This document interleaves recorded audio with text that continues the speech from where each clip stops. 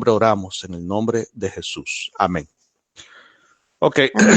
bienvenidos como siempre a todos, hermanos. Ahí me disculpan que no pudimos tener la clase las últimas 2 semanas.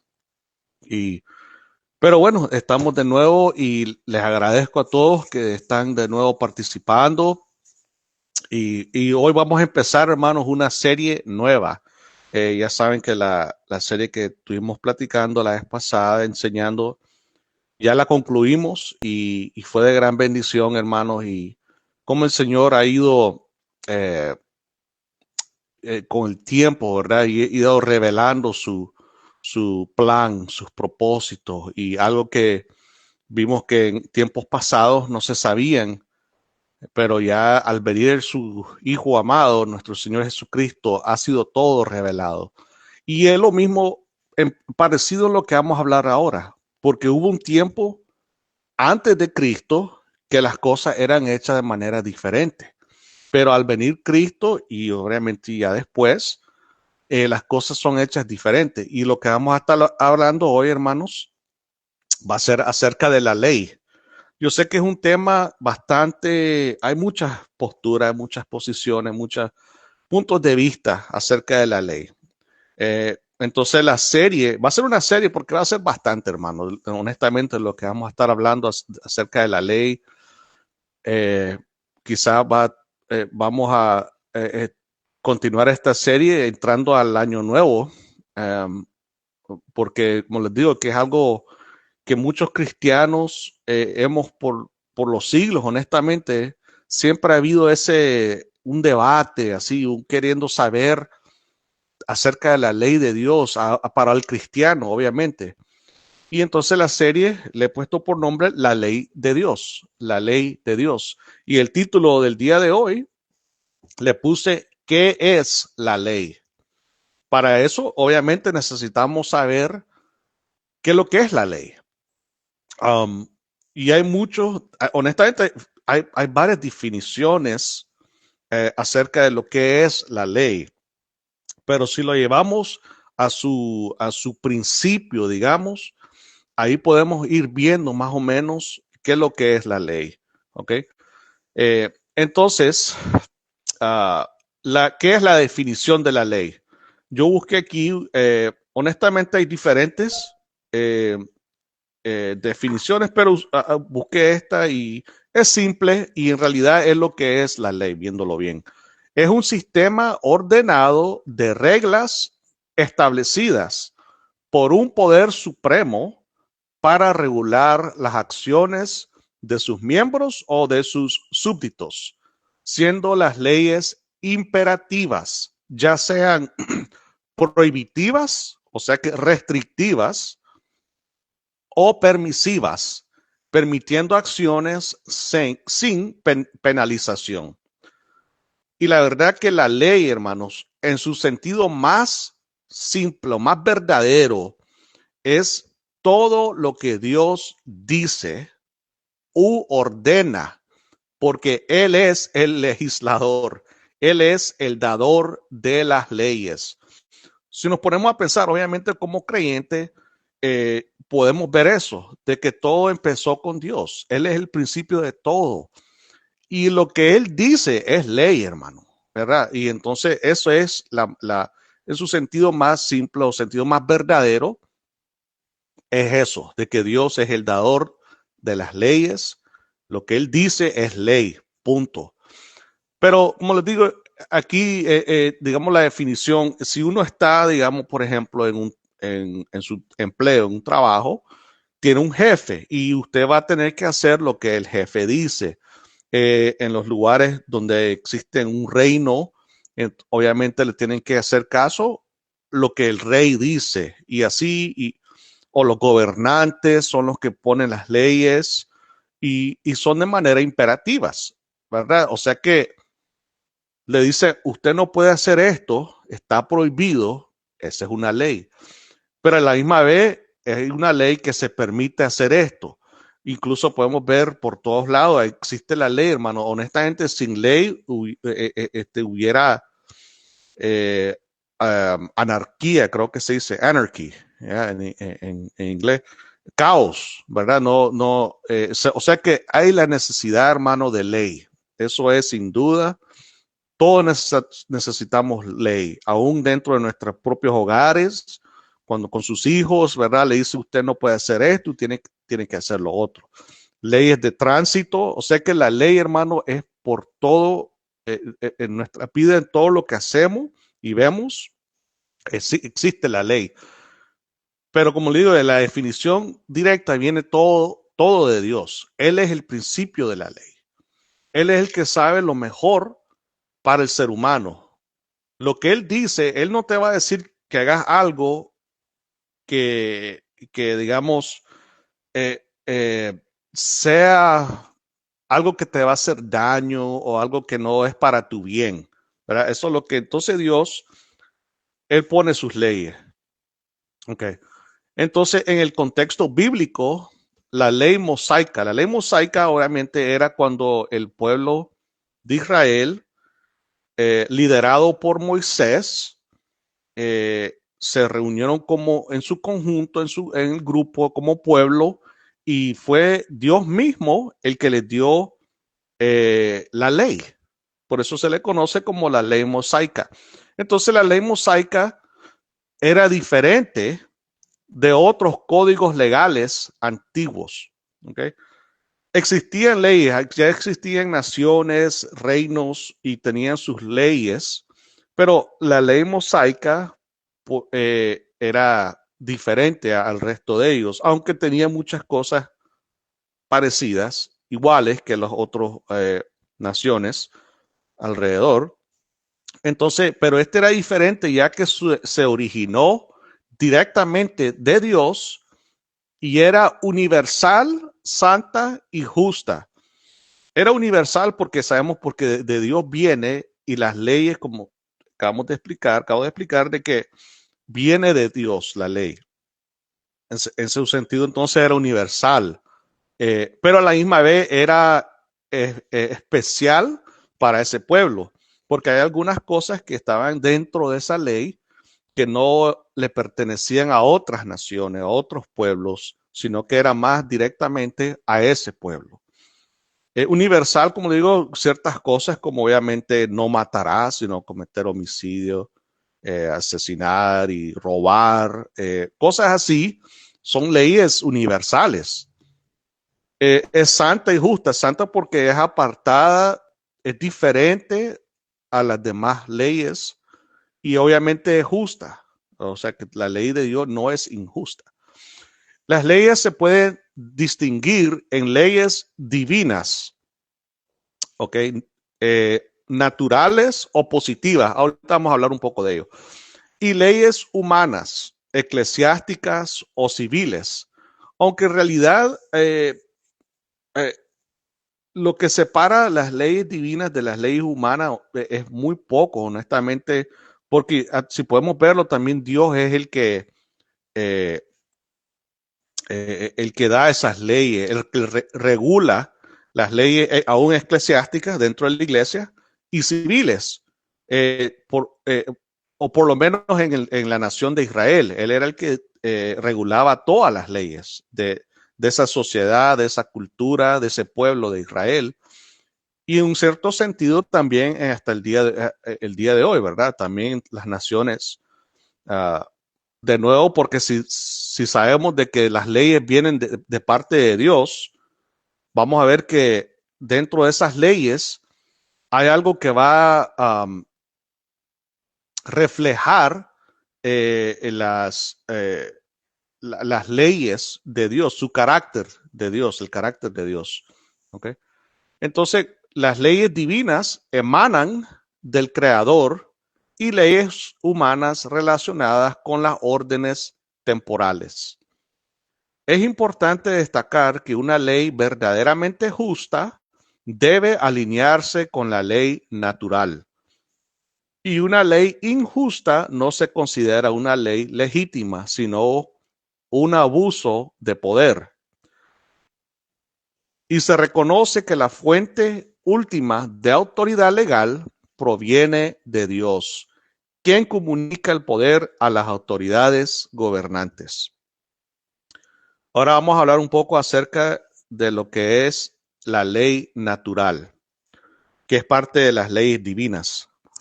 Um, Esto obviamente es un concepto teológico y filosófico que explora la comprensión moral inherente de la humanidad.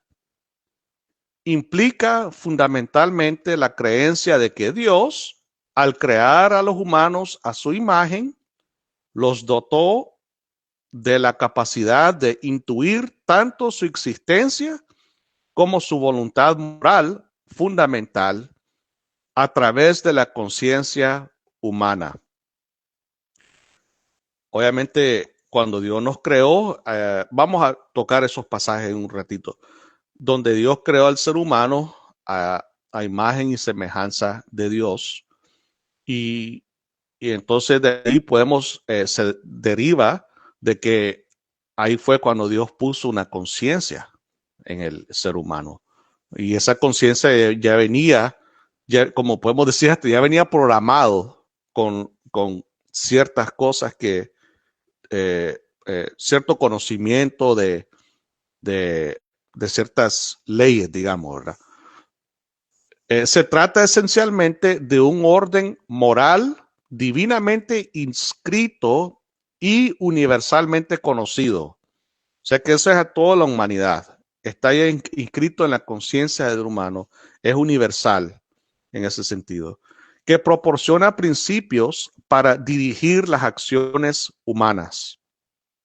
Como explica el teólogo reformado David Van Drunen, la ley natural es la idea de que Dios da a conocer la sustancia básica de su ley moral a través del orden creado mismo, lo que significa que los humanos pueden comprender el bien y el mal básicos simplemente por el hecho de ser humanos, incluso sin una revelación especial.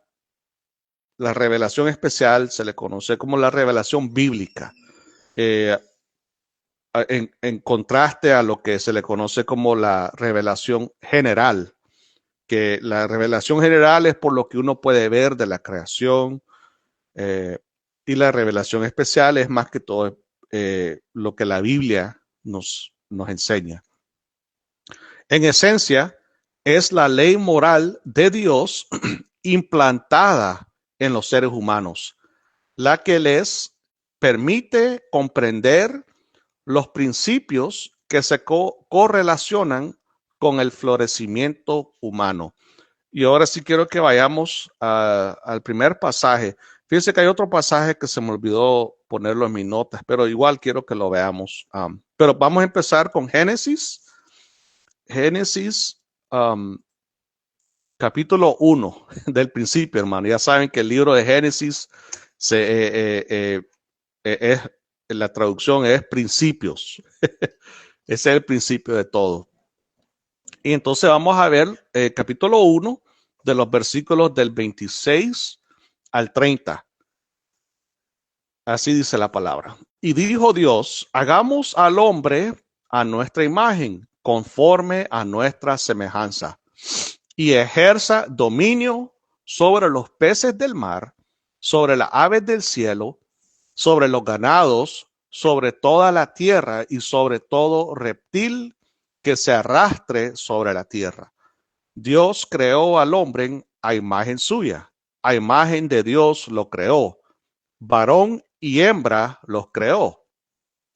Dios los bendijo y les dijo, sean fecundos y multiplíquense, llenen la tierra y sométanla, ejerzan dominio sobre los peces del mar, sobre las aves del cielo y sobre todo ser viviente que se mueva sobre la tierra. También les dijo Dios, miren, yo les he dado a ustedes toda planta que da semilla que hay en la superficie de toda la tierra y todo árbol que tiene fruto que da semilla. Esto les servirá de alimento. Y a todo animal de la tierra, a toda ave de los cielos y a todo lo que se mueve sobre la tierra y que tiene vida, les he dado toda planta verde para alimento, y así fue. Si nos detenemos un poco a ver, hermanos, cuando Dios creó al hombre, si pueden ver todas estas, digamos, sus, dijera yo, lo que Él les mandó, les dijo que deben de hacer, ¿verdad? ¿Qué es lo que implica aquí, hermanos? Todo esto de aquí se desprende que al ser creado, se le concedió la capacidad de razonar, la lógica y el sentido común. O sea que aquí podemos ver que se le concedió una conciencia. O sea, de qué otra manera ellos pudiesen cumplir con todo lo que Dios les estaba mandando. ¿Cómo ellos iban a poder ejercer dominio sin tener así la razón, sin tener la lógica, ¿verdad? El sentido común? O sea que todo eso ellos necesitaban saber, poder comprender, poder pensar, digamos, qué es lo que se debe hacer y qué es lo que no se debe hacer. O sea que de que los creó, ellos podían entender, ellos tenían ese entendimiento. No eran como unos bebés que tal vez no entienden nada, no, sino que ya cuando Dios los crea, Él pone esa conciencia dentro de ellos. Cuando Él les habla, Él les dice, o sea que es la palabra de Dios, y sabemos que esto viene directamente de Dios. La palabra de Dios, como sabemos, es la que le da el entendimiento al ser humano. ¿Okay? Entonces, aquí podemos ver que el ser humano fue creado ya, como dice aquí, a imagen de Dios lo creó. ¿En qué sentido? De que como Dios, Él ejerce su dominio sobre todo lo creado, Dios estaba impartiendo digamos, ese dominio sobre lo creado que Dios hizo sobre la tierra. Y como le digo, para eso necesita entender las cosas, saber qué hacer, tener la razón, tener lógica, todo eso incluye, o sea que tenían una conciencia. En el capítulo 2, incluso, es cuando él les dice qué deberían de hacer y qué no deberían de hacer, ¿verdad? Eh, a ver. Bueno, aquí ok. Y también aquí habla cuando el Señor creó a la mujer, pero igual al hombre y a la mujer, a los dos los creó a la imagen y semejanza de Dios, que a los dos igual en ese sentido. Um, a ver, empezando el versículo 15 del capítulo 2. El Señor Dios tomó al hombre y lo puso en el huerto del Edén para que lo cultivara y lo cuidara. Y el Señor Dios ordenó al hombre: de todo árbol del huerto podrás comer, pero del árbol del conocimiento del bien y del mal no comerás, porque el día que de él comas, ciertamente morirás. O sea que también es cuando el Señor les dijo, ok, primero estuvimos viendo en el primer capítulo, le estaba dando leyes positivas. Ustedes van a hacer esto, van a hacer lo otro. Pero ya que aquí en el capítulo 2 es las leyes, digamos, negativas, que no pueden hacer esto. O sea que el hombre tenía entonces la capacidad de entender lo que era el bien y el mal. Yo sé que es un poquito confundido cuando el versículo 17 dice que conocerán del árbol del conocimiento del bien y del mal. Eso sería un tema para otro día, honestamente, pero de ahí eso es lo que podemos ver al ellos comer de ese árbol del bien y del mal.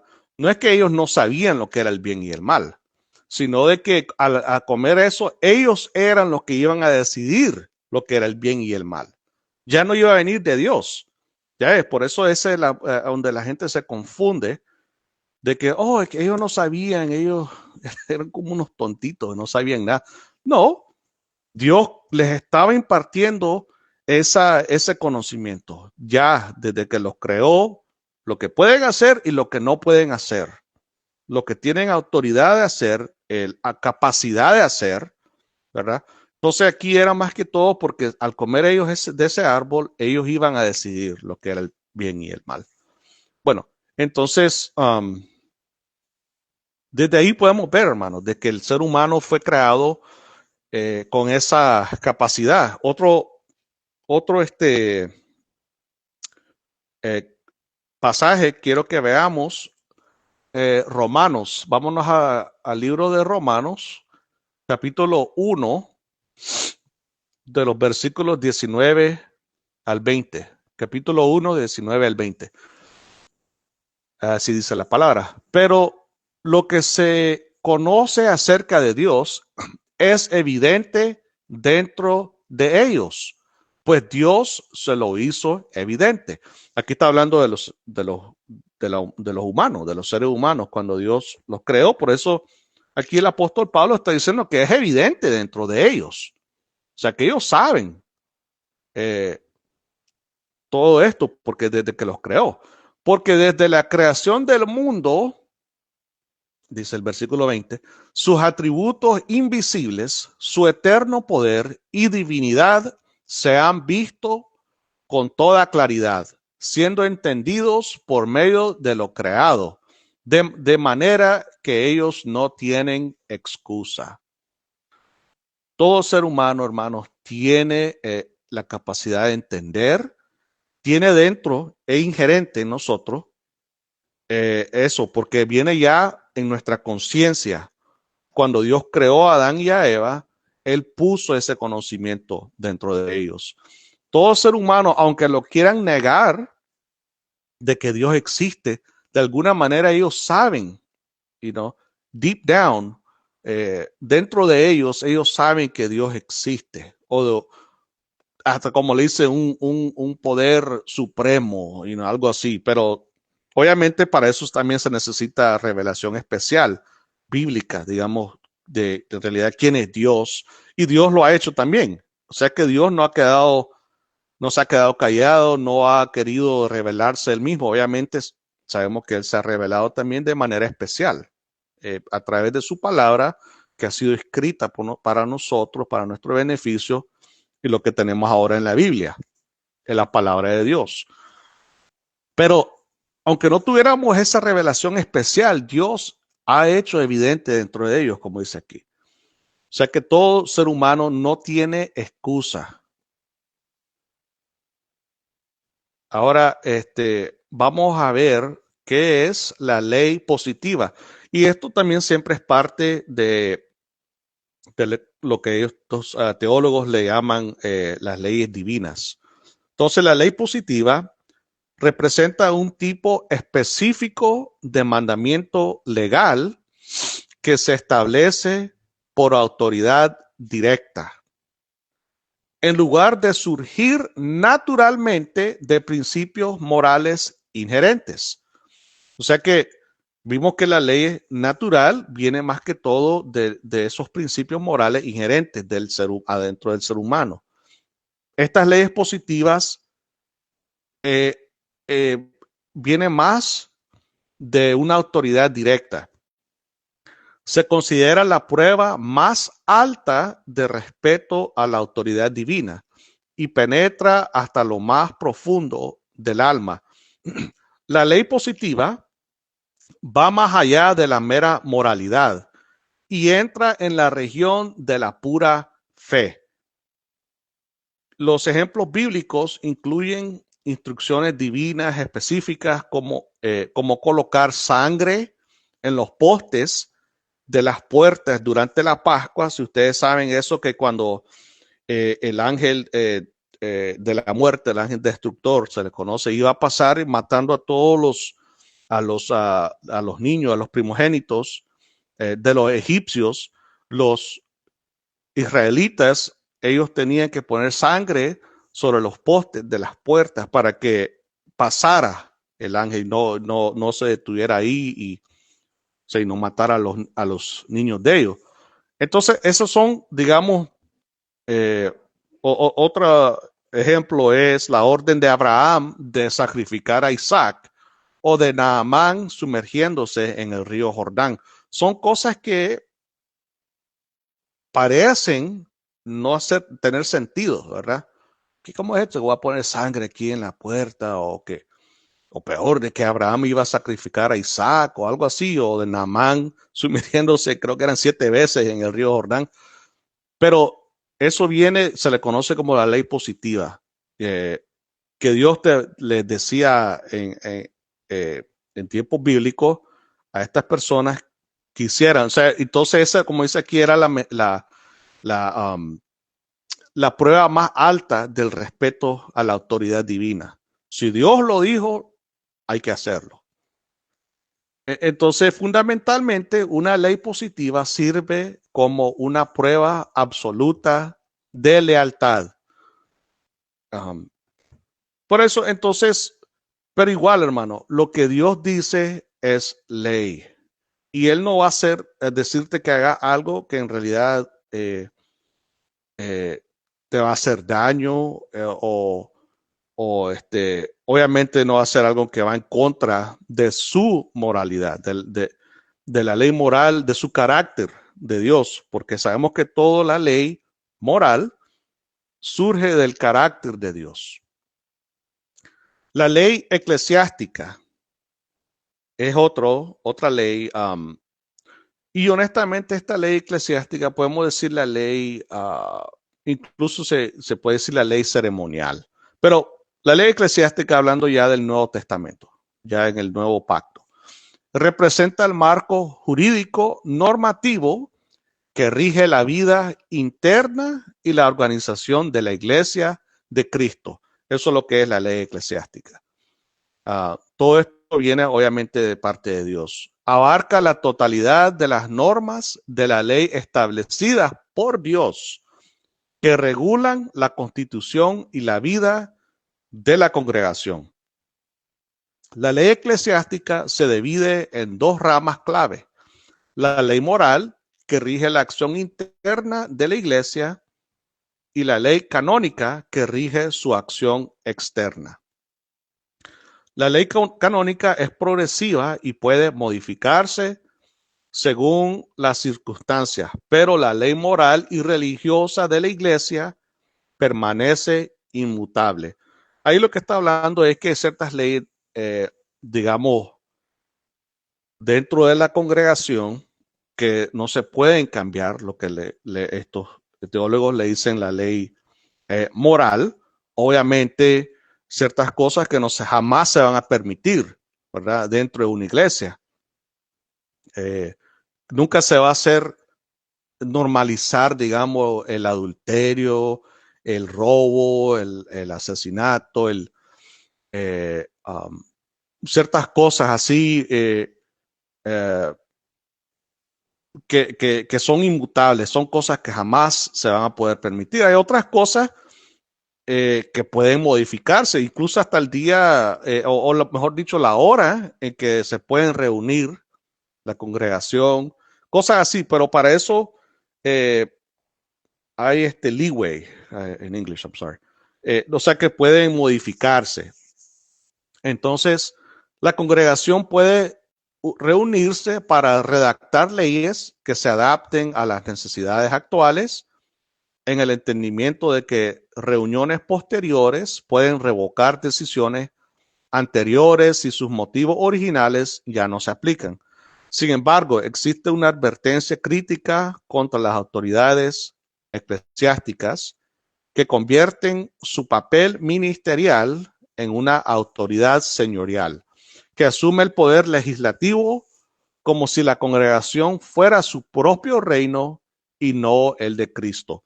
Y sabemos que eso durante la historia de la iglesia sucedió, ¿verdad? Vinieron unos y tomaron el control de la iglesia y empezaron a cambiar y hacer dogmas, ciertas cosas que no son ni bíblicas, que jamás Dios había mandado, nunca le había dicho que se hiciera o no se hiciera. Y ese es el problema que puede suceder, ¿verdad? Entonces, obviamente nosotros lo que le hacemos caso es a la palabra de Dios. porque la palabra de Dios es ley. Esa es la ley nuestra. ¿Ok? Como le digo, hay algunas cosas como la hora que se van a reunir, cuándo vamos a tener las reuniones de los grupos, los estudios, cosas así. Y esas son cosas que se pueden modificar y cambiar y todo eso. Pero hay cosas que no se pueden cambiar dentro, especialmente con la palabra de Dios, ¿verdad? Digamos de que, un ejemplo, jamás tenemos esa autoridad de remover la predicación de la palabra de Dios, hacerla a un lado y, y, y poner algo más en su lugar. Digamos, oh, los cánticos, ese va a ser lo principal del servicio. Vamos a cantar por 2 horas y la prédica va a ser de 10 minutos. No, obviamente hay ciertas cosas que debería ser prioridad dentro de la iglesia, ¿verdad? Y cosas así, pero eso se le conoce como la ley eclesiástica. Pero ya, si están viendo, hermano, todo esto surge de Dios. No es que uno va a estar inventando las propias leyes que van a gobernar la vida del ser humano, incluso dentro de la iglesia, y todo eso, ¿verdad? Entonces, también existe un marco teológico conocido como la división tripartita de la ley. ¿Ok? Yo pienso que hay, por lo menos yo sé que hay algunos dentro de aquí que sí han escuchado de eso. La división tripartita de la ley. ¿Ok? Este es un marco teológico. Honestamente, no es, digamos, en un sentido explícito bíblicamente, sino que algunos teólogos lo han dividido de esa manera. Esta división representa un marco teológico que clasifica la ley bíblica en 3 tipos distintos. ¿Ok? Y esto es la explicación de lo que se le conoce como la división tripartita. Está la ley moral, la ley ceremonial y la ley civil. ¿Ok? Eso es las 3 partes de esa división tripartita de la ley. Para los teólogos reformados, esta división surge de una comprensión cultural y cognitiva que distingue entre las normas éticas universales, ¿okay?, que emanan del carácter de Dios. Eso es la ley moral. Y ahí estamos de acuerdo en ese sentido de que hay dentro de la ley que Dios le dio al pueblo de Israel, a la ley mosaica, dentro de esas leyes, un dato interesante es de que son 613 leyes, digamos, dentro de la ley de Moisés. Se le conoce como mitzvot, 613 mitzvot. Pero de esas 613, algunas se pueden clasificar como la ley moral, leyes morales, digamos, las normas éticas universales, y eso emanan del carácter de Dios. ¿Ok? Lo otro es el orden correcto de adoración dentro del pueblo de Dios. Eso se le conoce como la ley ceremonial. Obviamente Dios en el Antiguo Testamento dio unas reglas específicas al pueblo como para adorarlo a él. Y todo tenía que ver con el tabernáculo, con el templo, y todo eso, y la manera cómo hacerlo, quiénes podían hacer qué cosa y quiénes no podían hacer lo otro. Y o sea que había Dios puesto sus reglas a cómo adorarlo a él. Eso se le conoce como la ley ceremonial. Los sacrificios, el sacerdocio, todo eso. Y entonces está la ley judicial dentro del Estado civil. Obviamente, ese se le conoce como la ley civil. ¿Okay? Todas estas tres partes, esta división de tres tipos, um, es lo que regulaba al pueblo de Israel en el Antiguo Testamento. ¿Okay? Esta distinción léxica se basa en las diferencias culturales entre la ética, el culto y el gobierno. ¿Okay? Esta división tiene una larga tradición, ya hablando de la división tripartita, tiene una larga tradición en la teología cristiana, que se remonta al menos a Tomás de Aquino. Tomás de Aquino vivió, creo que era en el siglo XIII, si no me equivoco. Y quizás su formulación más concisa se encuentra en la Confesión de Fe de Westminster. Esa confesión de fe es la confesión que utilizan los presbiterianos, por ejemplo, que son reformados. Incluso la Confesión Bautista de Fe de Londres, 1689, agarró de esa confesión de fe. Curiosamente, las diferentes tradiciones teológicas aplican esta división de forma diferente. O sea que no todo es igualito, hermano. No es monolithic, sino que hay diferencias dentro, incluso dentro de los reformados, ¿verdad? Hay un grupo conocido como los teonomistas, theonomists. Ellos argumentan que las leyes morales y civiles siguen vigentes hoy en día. O sea que ellos creen, y para mí que están muy equivocados. A mí podemos decir que ciertas leyes civiles podemos usarlos como ejemplo, ¿verdad? Pero no, ellos quieren decir de que no, las leyes civiles incluso están vigentes. Las leyes morales, obviamente todos vamos a decir que sí, esas están vigentes. Mientras que las leyes ceremoniales han sido abrogadas debido al sacrificio de Cristo. Y también ahí estamos de acuerdo. De todas las ramas, digamos, de los reformados van a decir que sí, ya la ley ceremonial ya no está vigente. Pero estos teonomistas creen que la ley moral y la ley civil está vigente. Los teólogos del pacto, o lo más tradicional, digamos, de los reformados, en cambio, solo consideran vinculante la ley moral, considerando que tanto las leyes civiles como las ceremoniales han sido discontinuadas.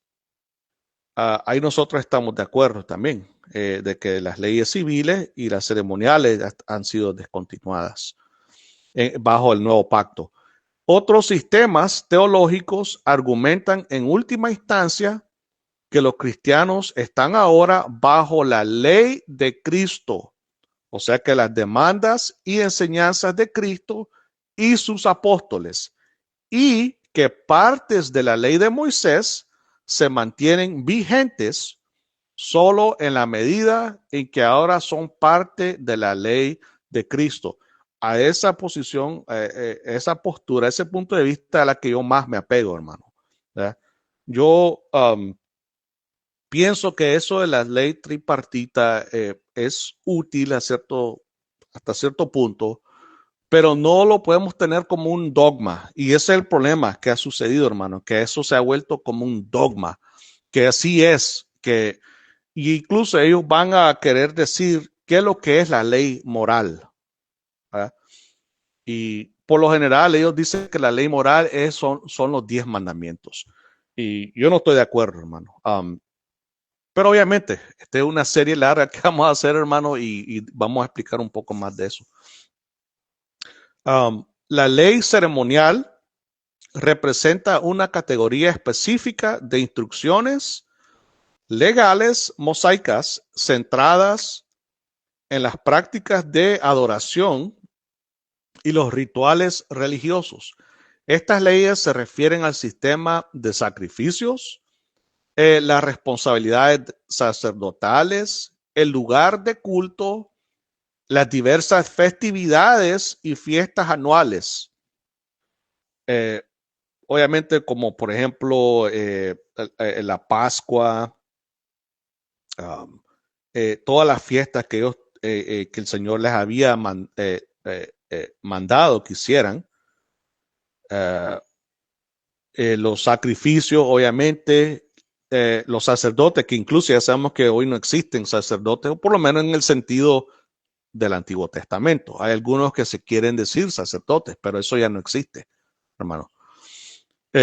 Su propósito principal es ayudar a Israel a adorar de una manera que refleje la santidad de Dios.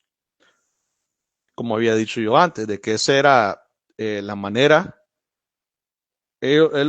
Todo lo que estaban haciendo, la ley ceremonial, era para reflejar la santidad de Dios o para la manera como adorar a Dios de la manera correcta. Ejemplos específicos incluyen, no los vamos a ver, pero si usted quiere más luego verlo, en el libro de Levítico, de los capítulos del 1 al 7, ahí va a ver todas las instrucciones de manera detallada, hermano. Saben que el libro de Levítico, muchos creen que es el libro más difícil, yo también es mi opinión también. Que proporciona instrucciones detalladas sobre sacrificios y ofrendas. Levítico 21, que describe los requisitos de pureza sacerdotal, y también la Pascua, considerada la festividad más importante del calendario judío, que conmemora la liberación de Israel de Egipto. Ok, todas esas cosas, hermanos, son parte de la ley ceremonial. Ok, cabe destacar que según la teología del Nuevo Testamento, estas leyes ceremoniales se consideran ya no vigentes. Juan Calvino fue uno de los reformadores del siglo XVI, fue particularmente crítico, sugiriendo que tomado literalmente todo el sistema de culto sería completamente ridículo. O sea, si tuviera ahorita vigente, es lo que se está refiriendo.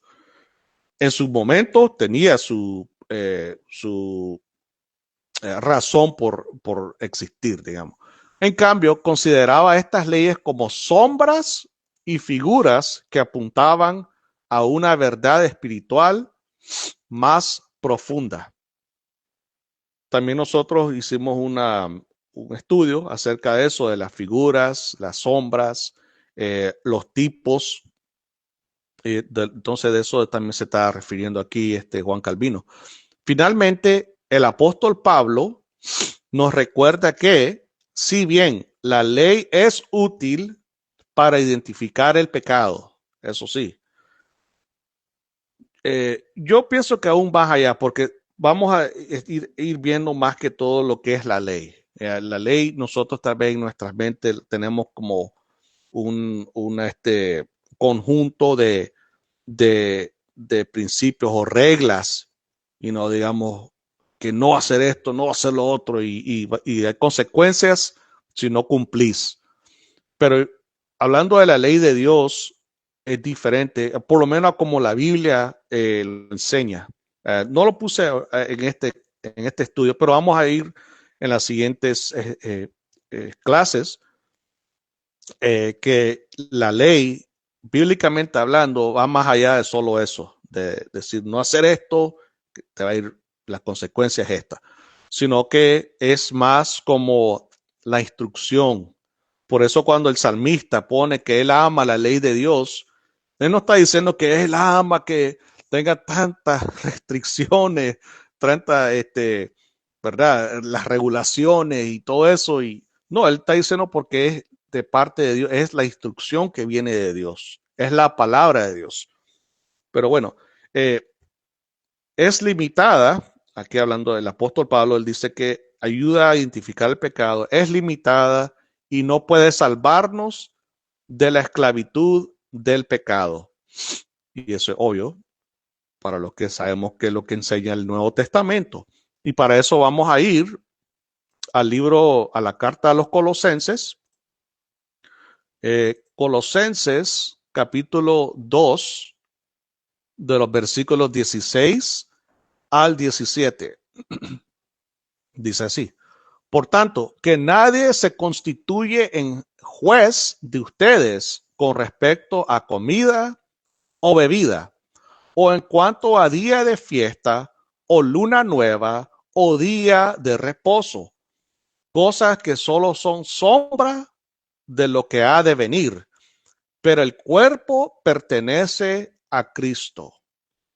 Ok, y aquí es donde se enseña de que todo eso, aquí el apóstol Pablo está poniendo todas estas cosas de que él dice la comida, o sea, las leyes dietéticas, se le conoce días de fiesta que tenían que observar, que tenían que cumplir con lunas nuevas, incluso día de reposo, y todos los pone porque estos son considerados, hermanos, bíblicamente hablando, las leyes ceremoniales. Y todo esto ha terminado en el nuevo pacto porque eso solamente eran sombras de lo que había venido, que era nuestro Señor Jesucristo en ese entonces. Algo interesante, hermanos, que incluso hay reformados que ellos dicen que no, aquí no está hablando del día de reposo de la semana, que era el sábado, el Shabbat, o incluso como ellos dicen ahora que ha sido cambiado del sábado al domingo. Vamos a dedicarnos un solo estudio acerca del día de reposo, hermanos, porque hay mucha confusión aún dentro de hermanos que se consideran reformados, ¿verdad? Si está vigente o no eso, lo del día de reposo, y algunos dicen que sí, porque está en los 10 mandamientos, y los 10 mandamientos es la ley moral y no cambia. Vamos a ver todo eso, hermano, lo vamos a estudiar. Desde ahorita yo les voy a decir que yo no estoy de acuerdo. Yo no estoy de acuerdo de eso. Aquí claramente el apóstol Pablo pone el día de reposo como parte de la ley, las leyes ceremoniales.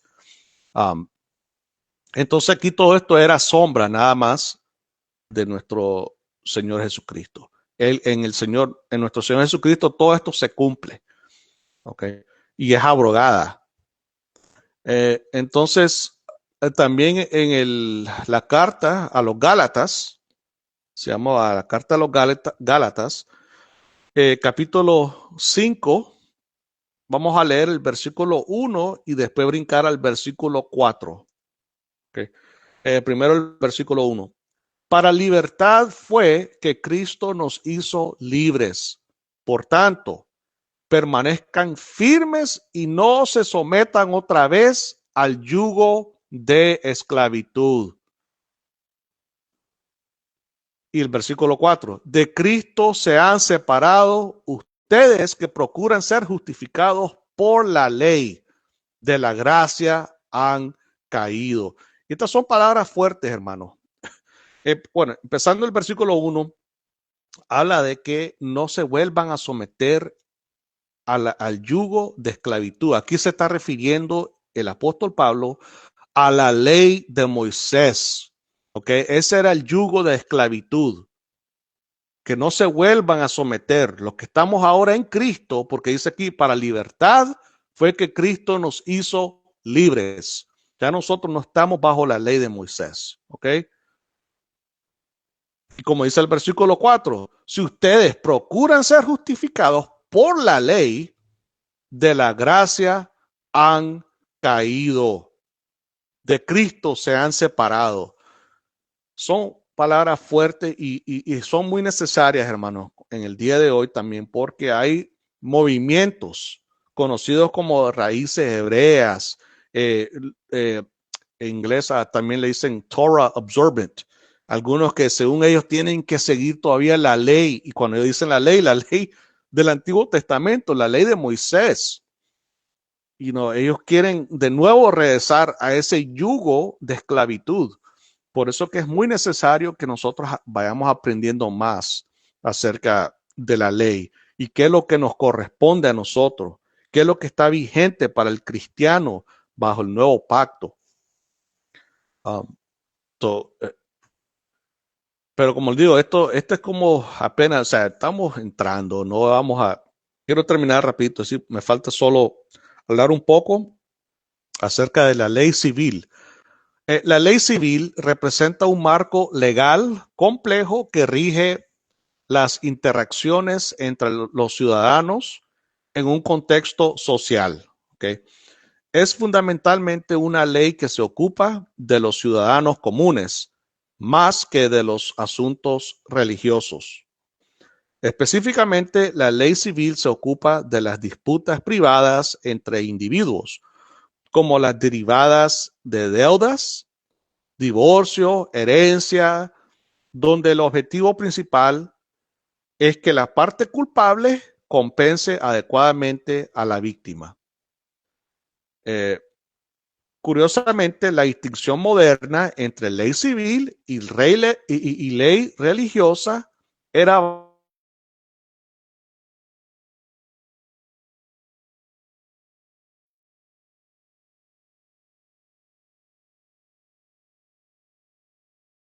adulterio. No se consideraban simplemente crímenes contra el prójimo, sino pecados contra Dios. Lo que significa que, en teoría, todo israelita se escandalizaría ante tal comportamiento y desearía su castigo. Si tales actos continuaban, Dios mismo podría intervenir para castigar al individuo, a su familia o incluso a toda la nación. Esta dimensión religiosa confería un carácter criminal a cada delito, aunque en la mayoría de los casos el procesamiento quedaba en manos de los individuos. Algunos delitos religiosos, como la violación del Shabbat, del sábado, eso podemos verlo en números 15. No, no vamos a ir ahí, pero cuando usted tenga tiempo, números 15 es eh, el, la vez cuando uno andaba recogiendo en el día del sábado eh, eh, sticks, palos y cosas así o sea, cosas que él estaba prohibido, él no lo podía hacer y lo terminaron matando. O la idolatría, habla en Deuteronomio 13. Se consideraban tan atroces que toda la nación era responsable de procesar y castigar a los infractores. Por lo tanto, se ajustan más estrechamente a la comprensión moderna de un delito, aunque pocos estados modernos perseguirían esos pecados en particular. Obviamente, hermano, por eso que gracias a Dios ya no estamos bajo esa ley, de la ley civil, ¿eh? Digamos, de parte de la ley de Moisés, porque hay delitos que hoy día lo veríamos como, o sea, que está mal, eso es un pecado, eso está mal, pero no literalmente lo ejecutaríamos a la persona, no mataríamos a esa persona por cometer eso. Y habían muchas cosas que eran dignos de la pena de muerte bajo la ley de Moisés, que por eso ya ahora nosotros no estamos.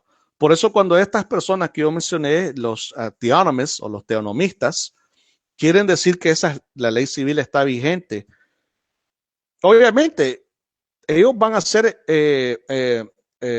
como dijera, they're gonna pick and choose qué leyes, van a escoger cuáles son, según ellos, las leyes que todavía están vigentes dentro de lo que es la ley, de lo que es la ley civil. Eso es imposible, hermano. Y eso es de nuevo querer regresar, porque la ley de Moisés en toda su totalidad, hermano, ha sido reemplazada y ha sido removida. Ahora nosotros estamos bajo la ley de Cristo. Pero no me quiero adelantar mucho. Esa va a ser otra clase. Entonces, hermano, esto es solo a modo de introducción a esta serie. Sé que había mucho, espero que hayan agarrado por lo menos algo, eh, pero vamos a tocar más a fondo, vamos a profundizar un poco más eh, todo esto, ¿verdad? Entonces, lo que sí podemos agarrar de aquí, hermanos, que la ley viene de Dios. Y no solamente la ley que rige o que eh, se considera, digamos, solo para el pueblo de Dios, no, sino que la ley que viene de parte de Dios es para toda la humanidad, ¿ok? Hay ciertas leyes que en un tiempo, en el antiguo pacto, el Antiguo Testamento, eran solo para una nación, para un solo pueblo. Pero ahora, incluso hay leyes que ya existían aún en otras naciones. Ellos no iban a permitir el homicidio, matar, asesinar, no iban a permitir el robo, no iban a permitir muchas cosas eh, que también la ley de Moisés que le dio Dios, también en ellos incluye. Y es obvio, porque esas son leyes universales. Vamos a ver en otra clase lo que es los 10 mandamientos. Uh, y habla de eso un poco, darnos una idea de todo eso. Pero aún dentro de los 10 mandamientos, como muchos quieren decir que esa es la ley universal, algunas de ellas sí, pero no todas. ¿Ok? Eran algunas específicas, eran únicas para Dios con su pueblo, que era Israel en ese entonces. Eh, Bajo el nuevo pacto, algunas de ellas todavía siguen vigentes y otras ya no, han sido abrogadas. ¿Eh? Bueno, entonces vamos a concluir, hermanos. Yo sé que es bastante, no sé si alguien tendrá alguna pregunta, algún comentario.